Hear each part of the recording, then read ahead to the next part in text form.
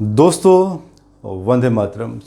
आज हमारा डिस्कशन का टॉपिक है ट्रांजिट बेस्ड मैरिज मुहूर्त और वर्सेस नॉर्मल जो पंचांग के मुहूर्त होते हैं जिसमें शादियां करवाई जाती हैं। दोनों में डिफरेंस क्या है?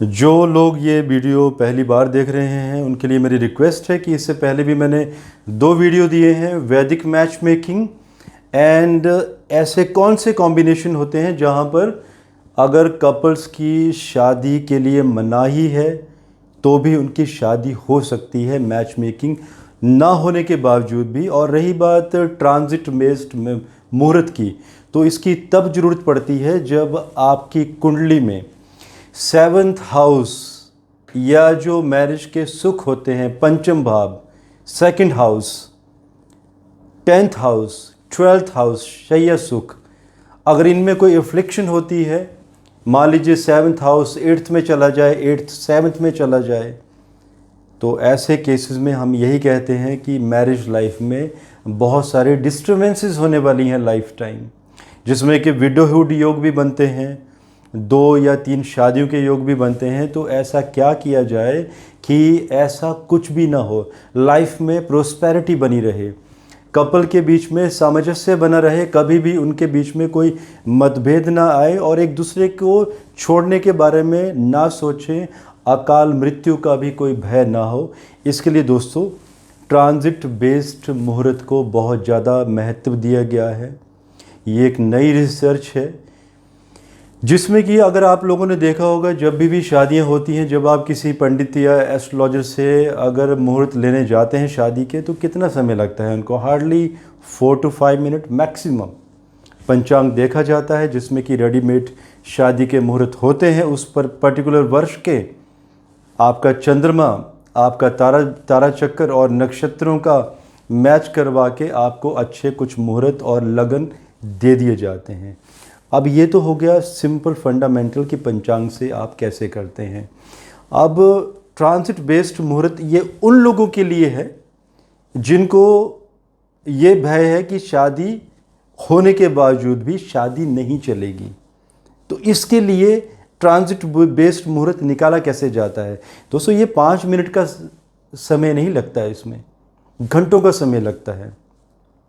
अब मान लीजिए कोई वैदिक एस्ट्रोलॉजर अगर लगातार उस पर कार्य करेगा नॉन स्टॉप, तो मान के चलें कोई 20 से 40 घंटे का समय लगेगा।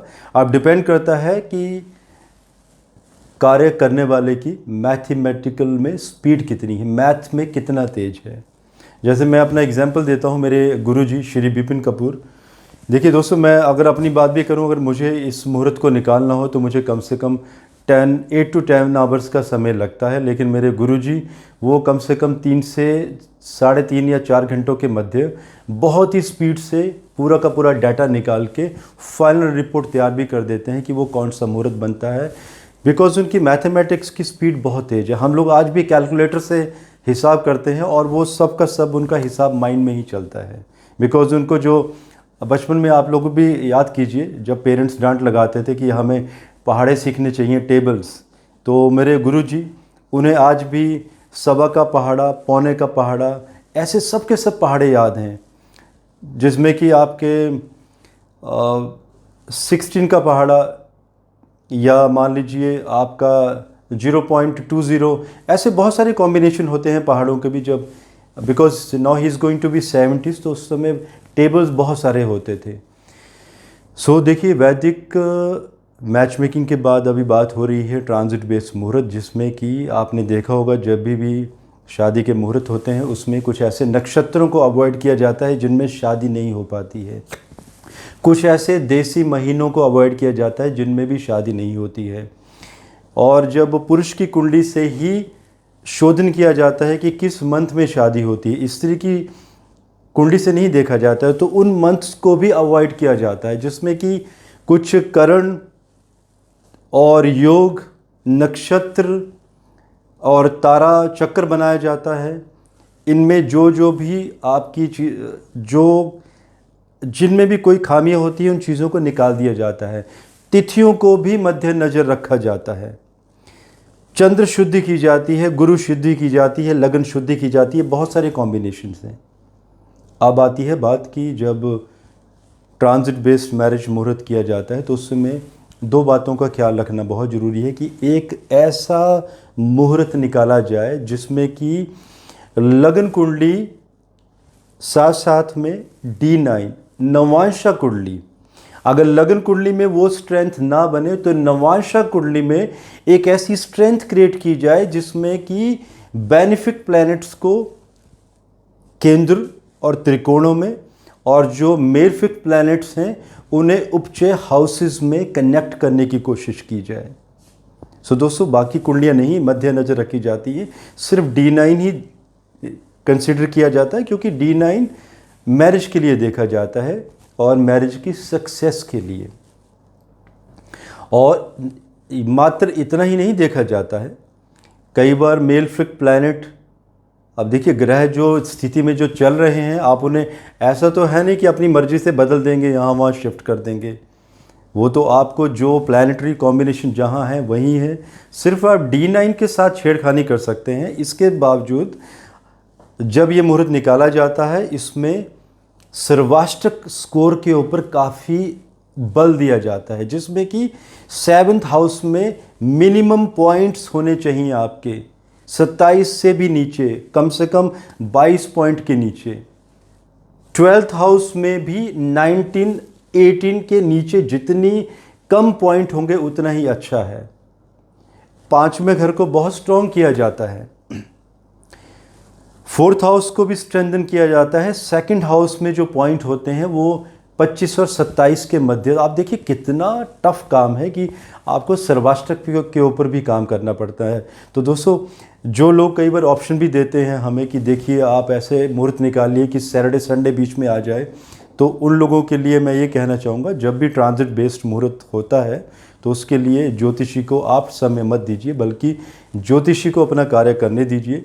क्योंकि अगर जनरल मैरिज में अगर आपके लिए कम से कम 20 से 25 डेट निकलती हैं तो उन्हीं 20-25 डेट्स में एक ऑस्पिशियस डेट निकाली जाती है ट्रांजिट बेस्ड मुहूर्त की, जिसमें कि आपके सर्वाष्टक के साथ साथ आपके ग्रहों का षड बल में कितना बल है, आपका क्या कोई ग्रह दिग्बली है, क्या किसी का पक्ष बल कमज़ोर तो नहीं हो गया है, चंद्रमा क्षीण तो नहीं हो रहा है, या चंद्रमा कहीं अस्त तो नहीं हो रहा है।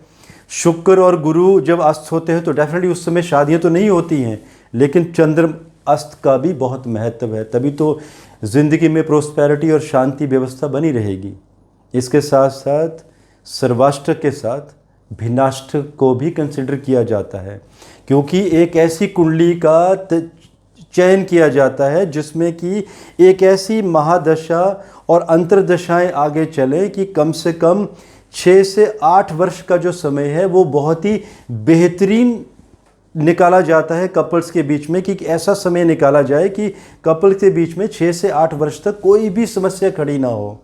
क्योंकि अक्सर कहा भी जाता है कि जब एक फैमिली प्लानिंग हो जाती है, जब एक संसार बन जाता है, मीन्स शादी के बाद जब बच्चे वगैरह हो जाते हैं, तो एक बहुत ही स्ट्रॉन्ग कनेक्शन बन जाता है कपल के बीच में, बॉन्डिंग स्ट्रॉन्ग हो जाती है। रही बात उसके बाद की, तो उसके बाद के भी कोई ना कोई सोल्यूशन बहुत अच्छे से निकल जाते हैं, क्योंकि अक्सर लोग जो कुंडलियाँ दिखाते हैं वो वर्ष में या 2 वर्ष में ज्योतिषियों के पास अक्सर ही जाते हैं। अब देखिए, भिन्नाष्टक के बाद आपको शोध्य पिंड भी निकालना बहुत ज़रूरी है टोटैलिटी में, जिसमें कि रेखाओं का अपना महत्व है और बिंदुस का अपना महत्व है। तो दोस्तों, इतना कुछ निकाला जाता है।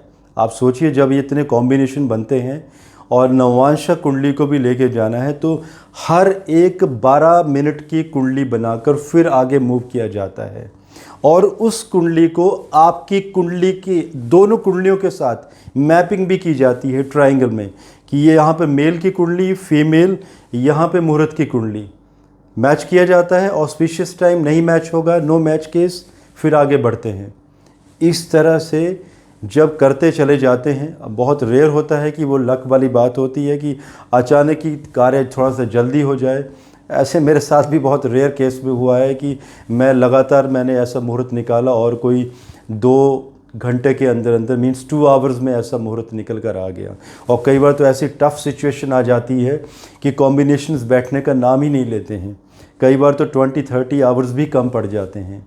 सो दोस्तों, दिस इज़ ट्रांजिट बेस्ड मुहूर्त उन लोगों के लिए जिनकी कुंडलियाँ मैच नहीं करती हैं, जिनके सप्तम घर बहुत कमज़ोर हैं, जिनके लव मैरिज में भी रिश्ते टूट जाते हैं, शादी तक पहुंच ही नहीं पाते, जिनके साथ बार बार प्यार में धोखे होते हैं, और इसके साथ उनकी कुंडली में 2 शादियों का, 3 शादियों का या शादी का सुख पूर्ण तरीके से बनता ही नहीं है। सो उन लोगों के लिए चाहिए कि आप इसी तरह का एक अच्छे मुहूर्त का चयन करें ताकि आपकी लाइफ में आगे समस्याएं नहीं रहें। अब बात आती है कि मुहूर्त ये कौन निकालता है। दोस्तों, इसके लिए अगर मैं पूरे इंडिया की भी बात करूं तो हार्डली आपको 10 से 30 एस्ट्रोलॉजर मान के चलिए, अराउंड 30 एस्ट्रोलॉजर होंगे जो इस पर कार्य करते हैं, because it's a very tough job. और कई बार हमारे पास भी जब बहुत ज़्यादा केसेस होते हैं मेडिकल एस्ट्रोलॉजी के, हेल्थ के, तो कई बार हम भी मना कर देते हैं ट्रांजिट बेस्ड मुहूर्त पे काम करने के लिए, because it takes a lot of time. या तो कई बहुत ज़्यादा रिक्वेस्ट होती है तो हमारे गुरुजी श्री विपिन कपूर जी की सहायता ली जाती है ताकि केसेस पे जल्दी काम हो जाए। एज आई मेंशन कि उनका मैथमेटिक्स बहुत तेज़ है, बहुत फास्ट गणना करते हैं वो। अगर आपको किसी को ऐसी कोई सर्विस चाहिए हो तो इसी वीडियो के नीचे डिस्क्रिप्शन बॉक्स में ट्रांजिट बेस्ड मैरिज मुहूर्त का लिंक भी दिया हुआ है, आप उसे क्लिक कीजिए। उसमें कंटेंट अभी कुछ कम है, धीरे धीरे बढ़ा दिए जाएंगे। आप और डिटेल में पढ़ सकते हैं कि उनमें किन किन बातों को मद्देनज़र रखा जाता है और किस तरह से मुहूर्त को निकाला जाता है।